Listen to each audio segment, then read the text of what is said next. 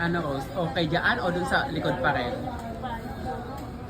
Parang mas better. Mas better yung... Yung una. Yeah. Mas better yung una. Sige, tanggalin mo ulit, Rose. Mas better yung una. 8.5 po. May Ganyan, trailing. Beo. Yes. Anong waistcoat? May buntot, ibig sabihin. 5? Mga ganon. 8.5 mo. Kasama na yung 6 layer na petticoat, yung pampalobo. Mahirap kapag pumayat ako tapos Pwede mo sa iba ko ipapatahi eh. Sige lang. Hindi man namin ito tatanggalin yung allowance sa paglalabang. Kahit tumaba. Pero i-repair na ngayon namin yan, ha? 10 minutes lang yan. Ano po kayong base neto? Yan na. Yan. Ano ibig sabihin ng base? Ito na lang. Yan. siguro. Yan na lang, okay ka na dyan. Okay. Okay na siya. Mas maganda.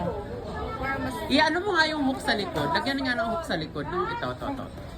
Para lang hindi siya na ano. Kasi parang nagkakaroon siya ng excel. Ayan, i-ano mo siya dahil. Ganon, ganon. Oo, i-ganon mo nga siya para fix yung pagka-ano niya.